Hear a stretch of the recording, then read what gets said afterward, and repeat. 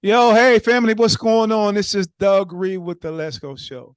I'm always excited about guests that actually come onto the show. I got my man Octavius Blount, but we gonna get more into that. But first, I gotta ask, yo, Octavius, how you doing, brother? Hey, brother, I'm blessed. Like I told you, I'm blessed, busy, motivated, and married, brother. Yeah, and congratulations, man. I think it's been what a little bit over a year now. We just hit a year, September Yeah, 4th. yeah. So congratulations on that, man. Many more to Thank you. come. Thank you. Uh, Definitely you and your beautiful wife, man. So it's always, because we talk about Black love, Yeah. that's something that we don't get an opportunity to really express, but we always want to show Black love, and you and your queen are doing that as a king and queen out here in this world. So thank you for that, Thank you. man. Thank you, brother. Gotta learn from the best. Yeah, yeah. So I got to really kind of get into a little bit, man, because me and you cross paths, man, and I mean, even from the very first time we crossed paths, Mhm. spiritual person vibes, good Yeah. vibes, and the fact that of course, I'll say this, you're a little younger than I am. Um, you know, I'm It's a little always bit. I'm always impressed by young brothers, man. Mhm. Um, and what they do.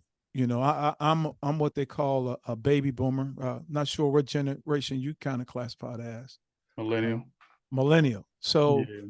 and this conversation is very, very interesting thing, because you talking about a baby boomer and you talking about a millennial having a conversation. Yeah. Uh, you know, I, I officially became a OG in September. I turned 60. Not a baby OG, but Yeah. it's official. But one of the problems that I've encountered, and that's just with guys, my age, Mhm. is a lot of times when we speak into the younger generations, man, sometimes it's not well received. Mhm. And it's because they feel that we're like talking down to them, Yeah. like, we their son. Um, and it's just not a two-way conversation. Have you experienced that in some of the older brothers that you've dealt with? Yeah. It's it's not a grueling process, but the process of knowing that I was raised in the era of you have to respect the people that are older than you. Mhm. But then it gets to a point where it's like, okay, I'm getting to an age where you have to also respect me. Um, and I think that's just a hard process for some black men to go through, especially when you have some black men that may be set in their ways, but then you also have some younger black brothers that are growing into their black manness. So I think that's a very hard process. And for me, that process wasn't hard because I've always paid attention, I've always listened, but I also, for lack of better words, commanded respect from the black men that were in the room, not by demanding it, but more of how I present myself, how I walk, how I talk. But then also the information that I give. A lot of brothers say I'm old for my age. I'm 30. A lot of people think that I'm older than that. But I've been around older black men almost all my life. So learning from them, but also knowing how to handle them at the same time is beneficial for me. Yeah, and you know what? It's so funny, man, because I was like that too coming up. Yeah. I was always kind of like the older guys, but now I'm the older guy. Yeah. So how do I communicate? And a couple eye opener things happened to me. I was talking to my son one time. I remember, Mhm.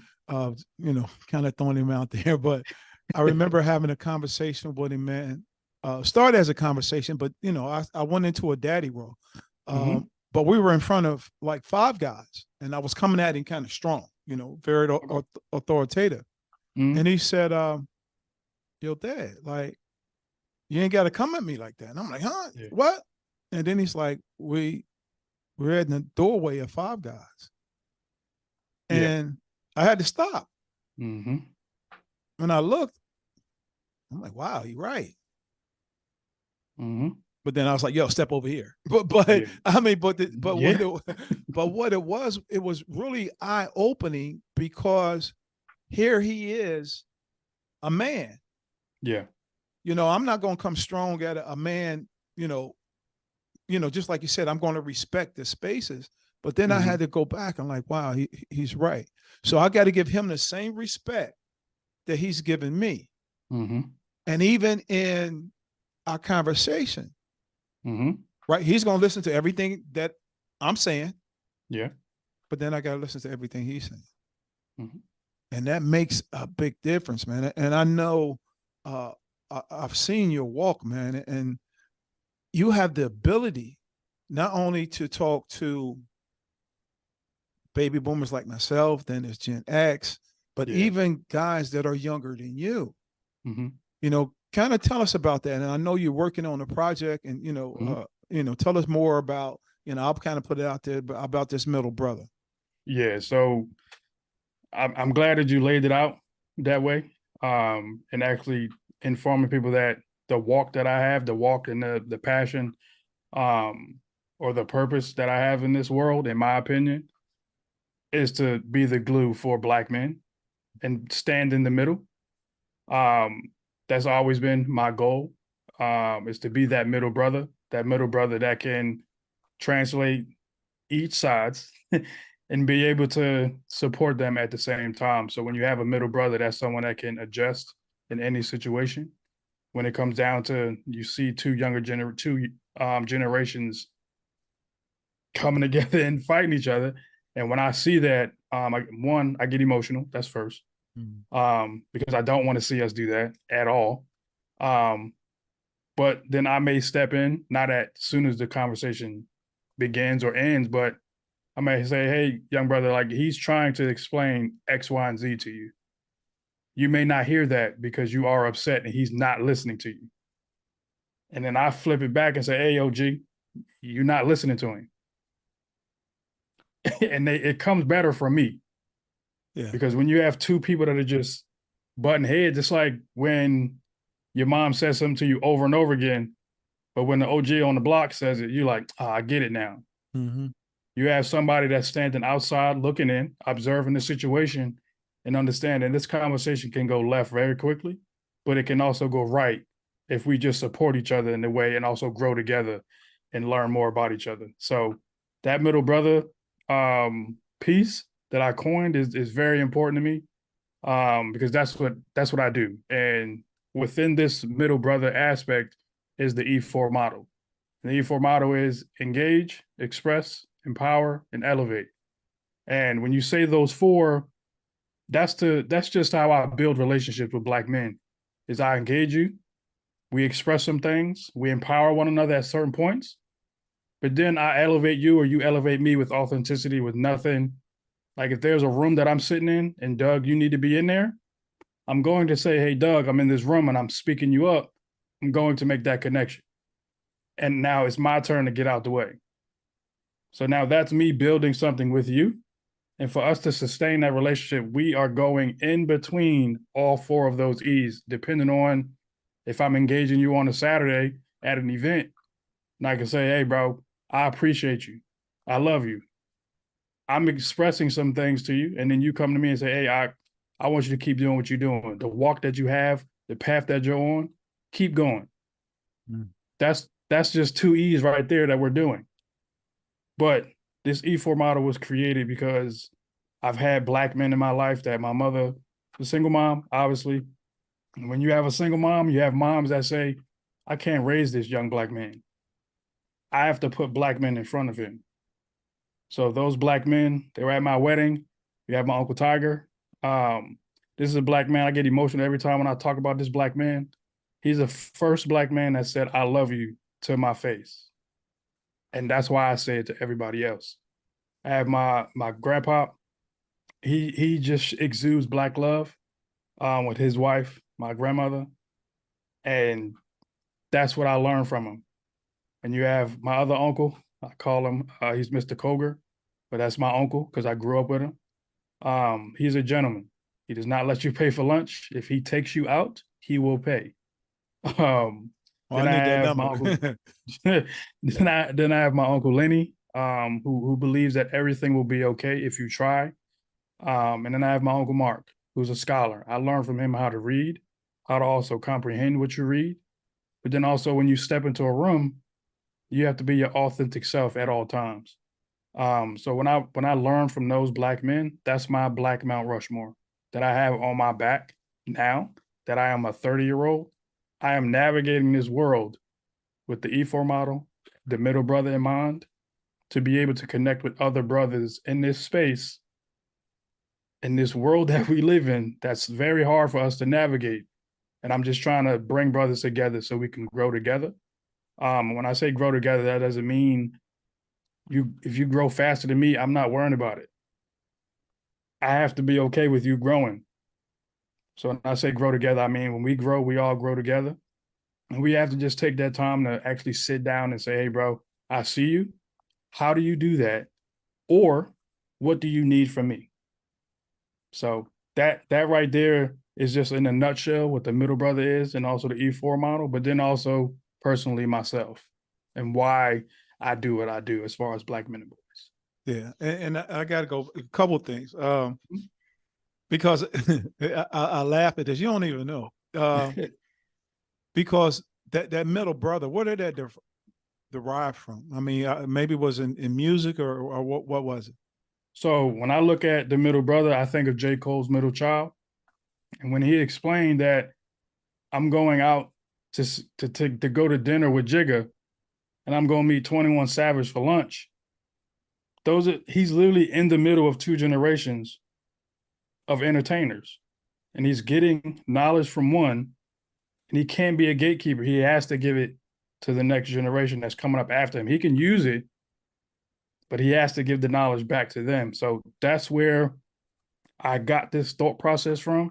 But it's always been, Octavius, what do you do in this space, in this world? And when that song came out, I said, that's me. I'm an only child. So I can't say I'm the middle child, but I am the middle child of cousins and everything like that. But when I looked at it and I said, I'm a brother to a lot of Black men in this world, but I'm sitting in the middle of and hearing just generations, just a lot of tension. And I'm like, one, I didn't grow up like that. I was, like I said, I was raised to respect older brothers, but also lift up the next generation because they're going to be better than you at some point. So you have to be ready. And for that middle brother and also the song Middle Child, that's one of my favorite songs because it speaks life into me. And J. Cole doesn't know this, but that's what it does for me. And it emulates myself. Yeah, and it's funny, and that's why I say you don't even know, because I remember when we first had that conversation about it, and you told me, I never heard the song. You know what I mean? I mean, I wasn't, I wasn't listening to J. Cole. Mm-hmm. So, and this is what we do and I gotta say, as leaders, because you are a leader, we are leaders, and one thing a leader does is set an example, and that's what you're doing, and that's what I do. So in order for me to maintain this human communication with you, understand you from the perspective that you're coming from, I had to go back and listen to the song. Yeah. And then when I listened to it, and I was like, like we said, it was like aha moment, like, yo. Yep. Matter of fact, you already know I was so excited, even for you and what you were doing at that particular time. I was like, yo, Octavius, man, like, lock this thing in, man. Like, this thing is so powerful. Like, one thing I had the opportunity to do, I was an instructor, and I used to teach diversity. And one year I taught diversity, and we were talking about different generations. Yeah. And I would split a room up. And when I taught the class, it was always, I would say roughly 60. I did it like for 6 weeks. 60 in my class. But when we talked about diversity, we talked about the communication, I took it a bit further. I broke the room down. I made everybody get up out of their seats. Yep. I broke the room down by generation. Okay. And it was the baby boomers, it was Gen X, and then it was the millennials. And I think now we got Generation Alpha. That's just how long ago that's been. So what I did was I took a board and, through my research, I told everybody to throw some things out that would stereotype generations. Yeah. Right. they would be like, yo, baby boomers, you can't multitask. You know what I mean?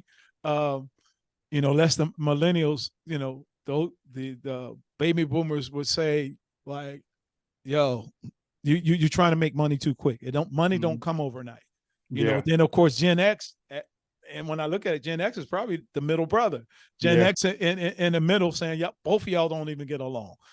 So it's so powerful for you to be a young man at this stage and understand how we got to go forward.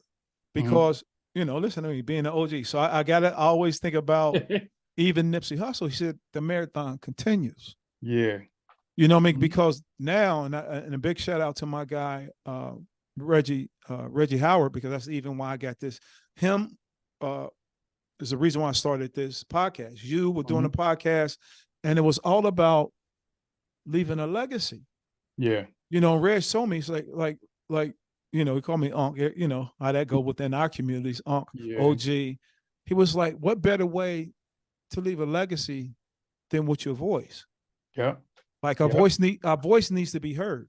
I'm not getting into whether I got 1,000 downloads or what. No, I'm just creating a legacy. Nobody, only recording that we had of anybody back then was through a cassette tape. True. Those cassette tapes can't even be played right now. You know what I mean? And I think about something too, and I'll ask you this, because now we're talking about generations. Yeah. How far can you go back? How many generations can you go back in your family? I can go back my great grandmother. That's the one that I knew and can see and can touch and hold. That's how far back I can go. But she did pass. But that's how far back I can go for my family. I did have one family member that did the full family tree. But it did get like sent out some places, so we got to figure out how to get that back. And I say that because, okay, same thing. I was just, I'm originally from Cincinnati, Ohio. I went home, had a great time with family. But what I in my own discovery, I can't speak overall as a whole, but most of the time I start asking everybody that question, like, how far can you go back? Yeah. And we have trouble going back 4 generations. We have trouble doing that. Yeah. And I was like, this is part of our history that is being forgotten. Yeah. That's why this voice and what we do now, that's why it matters. One thing that I try to do, even via text through technology, when I come across some stuff that I did younger when I was a kid, or if there was an accomplishment that I did at a young age that they may have not know anything about, I send a text, yo, this is whatever, or a picture. Like I got a picture now, and I'm talking to myself now because, I was talking to my sister, same thing. I go back to my grandfather, then I can go back one more, my great grandfather. But I didn't know him. And it's funny because we all stayed, the old family history, everybody stayed in this one big house. And he was known as Granddaddy downstairs. You gotta love it, right? You gotta love it. Yeah. And my cousin actually did some research, and she's actually still working on it, but she sent me the picture. But this is what I'm talking about as far as the generations. This is what I'm talking about as far as the middle brother. This is the leaving that legacy. What do you think on how we can actually move forward together as black men? As black men.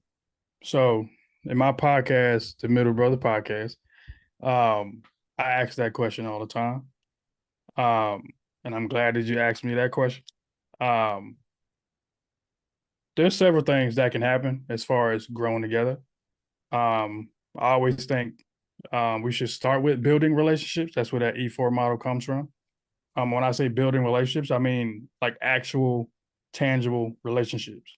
Meaning if I engage you, I'm engaging you with authenticity throughout this E4 model.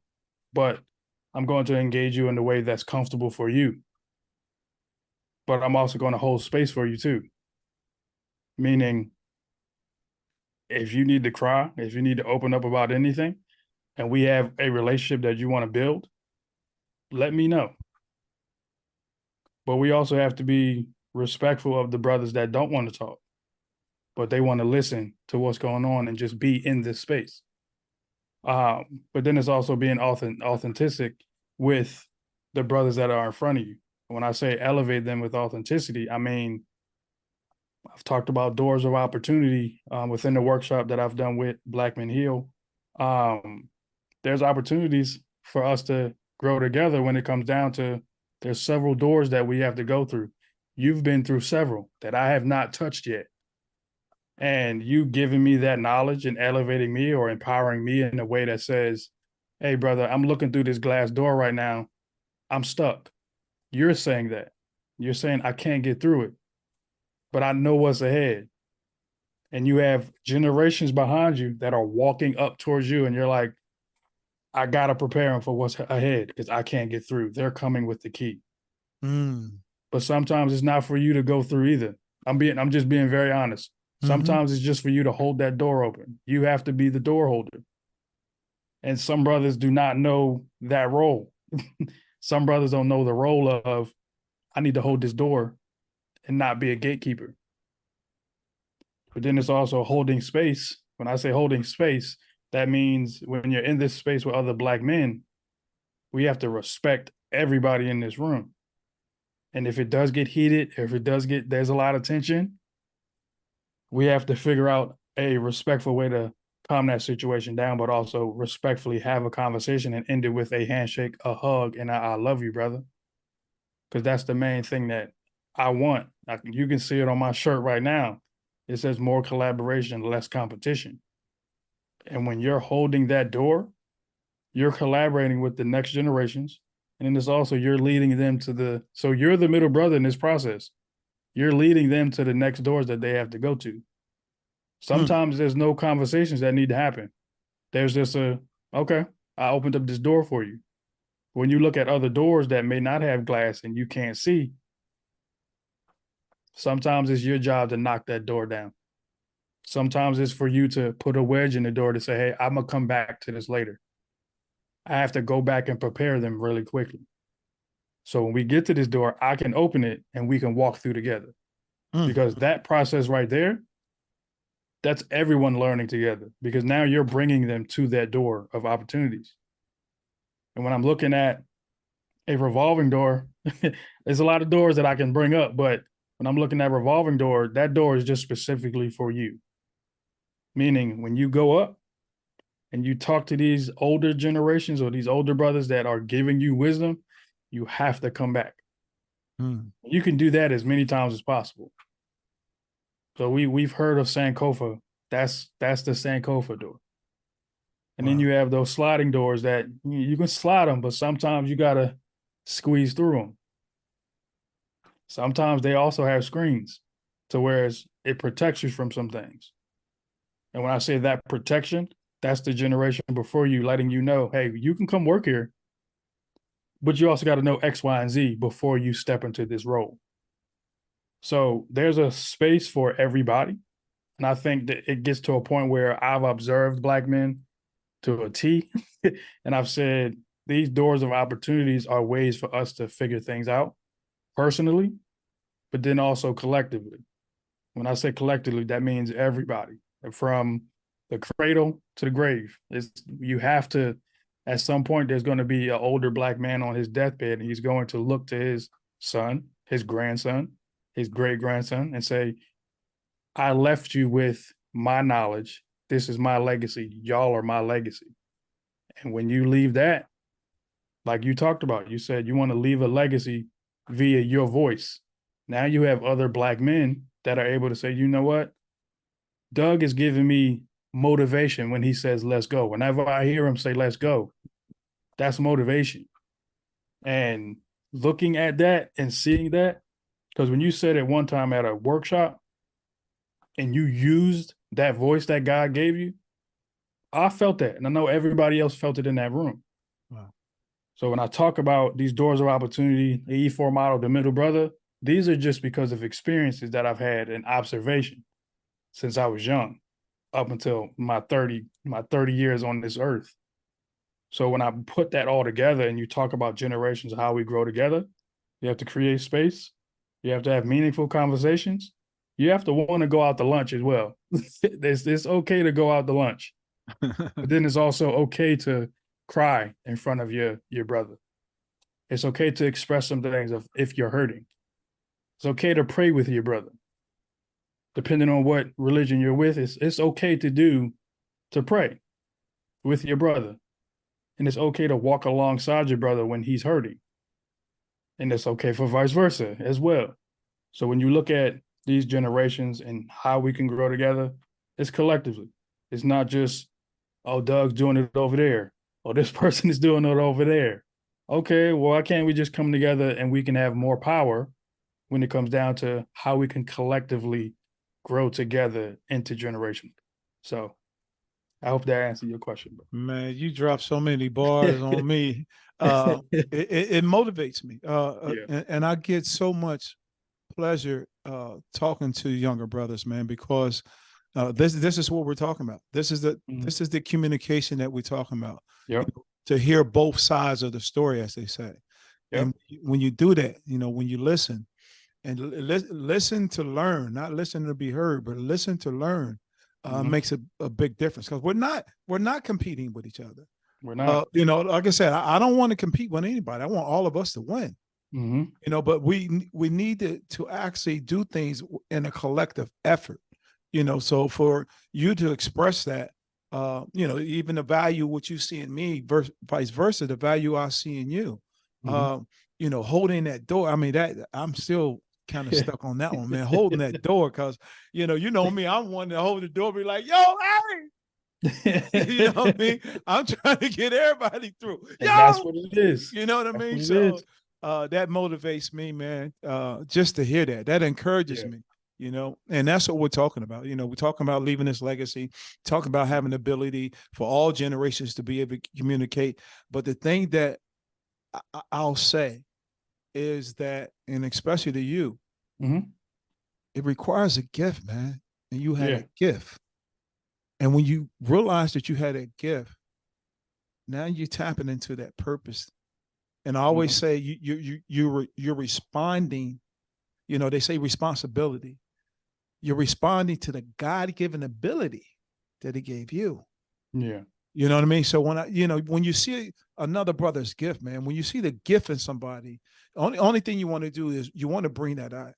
You want to highlight that in any way you can. That's why, even you coming on, it was an honor to even bring you on the show, because I knew that you were going to bring the wisdom, you was going to bring the education, you was going to bring the gems, and you was going to provide the leadership and by the examples on how you lead. We all lead in different ways. There's that authoritative leader, there's a participative leader, there's that one that just lets you do it yourself. But when we operate together and understand our abilities, we're all able to lead. Just like in any conversation. I know my mom used to tell me, like, because you made the statement that, even if we get into a room and the room gets heated, somebody has to be the adult, or somebody has to be the middle brother. Yeah. Because men, especially men, we're going to have disagreements. But when we really know who we are as men, we can sit down and have a conversation about our differences. Not, you know what I mean? About our differences for resolution. Or it may be a point that we may not even, they say, we may agree to disagree. And that's okay. And that's okay. But I still love you, though. Come on, bro. Like, that's the main thing. And we're not doing it with our not doing it with our hands, or we're not doing it with guns. Yeah. And that's the key, man. So, it's a pleasure to even just to hear you speak that wisdom, man. And, I got to ask, and I know you got to, you got the new family, but let's see how I'm going to take you, I ain't going to take you back to the future. I'm going to take you into the future. Okay. What do you see in let's say 10 years? So you'll be the baby OG. Yeah, No, I'll be no, not 40. quite. You'll be 40. Yeah, I'll be 40. Baby, I think baby OG starts about 50. But Okay. you no, but you'll be about 40 years old. I mean, what do hmm you see or what do you envision for yourself and your family? Obviously still being married, still loving my wife, still enjoying my wife. Um, God willing, we have kids, being a loving father, a supportive father, an understanding father, um, and continue to be a loving son to my mother. Um, but overall, continue this work that I do with Black men and boys, um, from the standpoint of educating others on how to engage Black men and boys, and also teaching others how to express themselves in ways that, yeah, you can curse, but there's other ways that you can express yourself. Because I've been supporting young Black men when they sit there and say, "Well, this teacher's doing this teacher's doing that." Well, express yourself the way you want to me, and I'll support you in how to navigate how to speak to a teacher. So it's in the space of consulting with Black men and boys, but then also organizations and companies and schools and sports teams that advocate, support, and love Black men and boys. That's the space that I see myself in. If it's a 9 to 5, good. If it's doing my own thing with UrbanThinker Media, creating content for Black men and boys, or if it's starting another LLC to whereas I can support one-on-one and other organizations that love and support Black men and boys. That's where I see myself. Because like I said, that's my calling. That is my purpose. Like you said before, the gift that God gave me was to be that middle brother, but then also educate as well. And I learned that from my mother. She is a teacher in the school district of Philadelphia. So when I watch my mother educate the next generation, I love that. So that's where I get the education part from, where I want to educate people. But then also I want to continue to be a learner, meaning I want to learn everything possible when it comes to myself personally, spiritually, emotionally, financially. Learn more about myself. I think I've said to a lot of people that yes, being 30 means you're an adult, but I think when you're 10 years down the line, I think I'll be a better man, meaning spiritually, I want to be more connected to God. Yes, I'm connected to him. But those are things that were taught to me. And I think being able to teach yourself and understand what that space really means for you, I think you have a better connection with him. And then financially, there are things that we want to learn as a family. There's things that we want to do as a family financially. And always remembering that we have to put him first. But at the end of the day, continuing to lead as a Black man, but also allowing my wife to lead in some spaces as well. And understanding that that's okay. And understanding that there are some things that my wife knows that I do not know.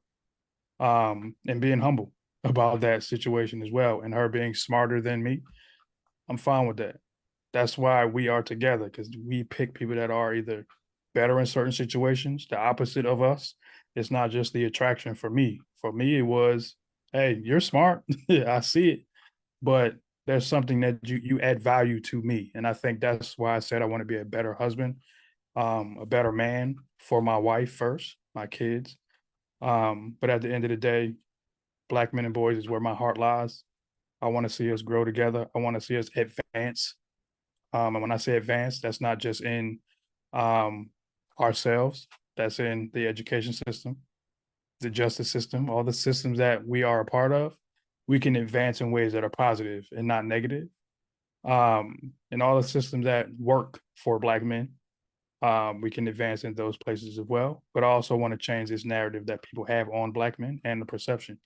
So when I say change the perception, change the narrative, that's what I mean. I want people to see Black men differently through how we speak, through how we approach situations, how we dress, but then also how we come into this world. Because when I paint a picture of myself, it's going to be totally different from somebody else's image that they see of me. So when I flip that canvas around, what do you see? Do you see me, or do you see the image that you created? And I think at the end of the day, we have to figure out how on both ends we can have that conversation and have people see Black men in a light that's not comfortable for them, but comfortable for the world. And when I say the world, I mean there's a lot of Black men in this world. There's a lot of Black people in this world. We have to understand each other. We have to love each other, and we have to move forward together. So I want to say thank you for that question, because thinking 10 years ahead is hard, but it's also, I might come back, I might text you later today, later tonight and say, hey, brother, I want to add this because that's my relationship with you. And I might even tell you something tomorrow because that question can change at any point. So I want to say thank you for that question. It has me thinking continuously. So I appreciate you for that question, brother. I really do. Oh, absolutely. I mean, even for me, I mean, 10 years down the line, I mean, You're 70. yeah, I mean, wow. And you still look good. I'm not gonna hold you. well, Still look good. well, thank you, man. But No problem. I mean, even I reflect that back to myself. I'm thinking, wow, and I'm like you. I'm definitely on a mission, man, to just empower Black men. Yeah. I'm fortunate to have what I have. God has blessed me, through my careers. So I'm not even, materialistically, I don't have a desire for anything. My desire is to impact Black men, young, old, it doesn't matter, so I get it, but let me ask you this. There's a young brother listening to our podcast right now. What would you tell him on how to move forward, especially with all the things that are coming at us in our country? How would you tell him how to move through school, education, life? What would be your advice to a young brother right now? Well, one I would say is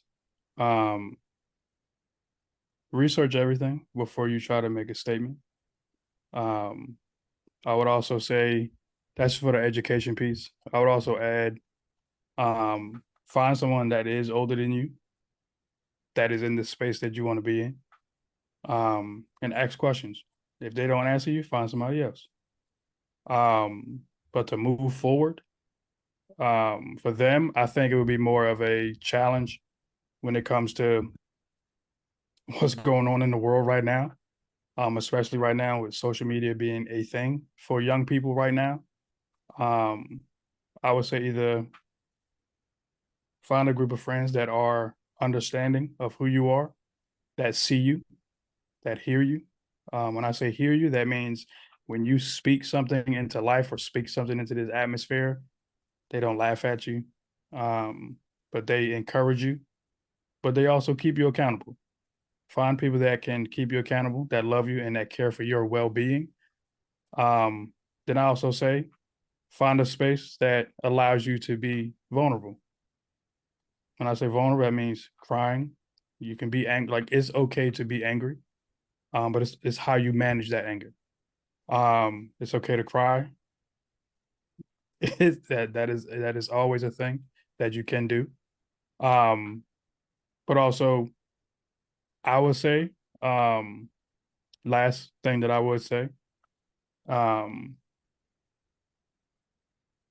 continue to value yourself. Continue to understand that in this world, a lot of people will look at you differently. A lot of people will say things about you.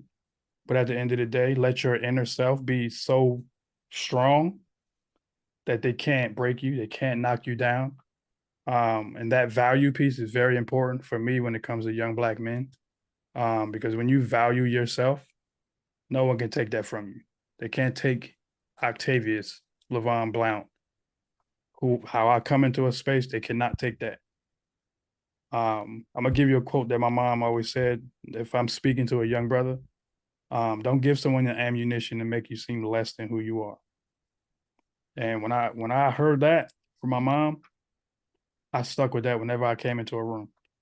I said, I'm going to be Octavius, but I can't allow and give someone the ammunition to make me step outside of my character, outside of who I was bred to be, outside of who I was raised to be. So even with that quote, to a young brother that hears that, it's a lot of things out here that will take you away from your character. It can be your friends, it can be your environment, but allow yourself to be open to knowing what you want to do, who you are, and who you want to become. Because like I said, it's hard out here with social media and showing you things that you can be, but they're not providing you with the process. So find something that you love to do and find something that makes you happy at the end of the day. And at the end of the day, if you can go to sleep and be comfortable and be okay, that's all that matters to me. Yep. I love it, brother. Boy, it is, like I said, excited. I was excited having you on. And, as the people have heard, there's a reason for it. You have dropped so much as our middle brother, coming into this space, being your authentic self, though. Yeah. I think that's real key. And, another key, I got out of it, especially now, the world, social media, education. Do your research. Yeah. Do your research. Yeah. And love yourself. Mm-hmm. There's those times where, you'll get down on yourself, depressed about yourself, but learn how to love yourself. Learn how to do self-care. Learn how to take care of yourself, because God made a masterpiece when he made us. Yes, he did. There's no duplicates. Nope. There's no duplicates. They can be like you, sound like you, but there's no duplicates. So, once again, brother, I appreciate you coming on to the Let's Go show. How can we find out more information about the E4 model and what you're doing? So I have a workshop called the Middle Brotha, the E4 model. I also have the Middle Brotha podcast, where I take brothers that I've engaged, expressed, and empowered and elevated. They go through the series of questions that I've asked them, and it also shows other Black men how relationships are built, and you can see Black men talking to one another. You can find that anywhere you get your podcast at. I also have the Black Men Express show, where Black men express themselves in ways that allows their inner Black boy to come out. But then also I have UrbanThinker Media, and also have the Urban Thinker. That's my personal page. Anything that involves E4 model, Middle Brotha, my personal self, you can find me there. But anything as far as content, podcasts, film, documentary, whatever you want to say as far as creating for Black men and boys, you can find on UrbanThinker Media. You can also go to my website, octaviusblount.com. That's where everything else is as well. My brother, I thank you for coming on to the Let's Go show. And you know what I say. Let's go, baby. Peace. We are.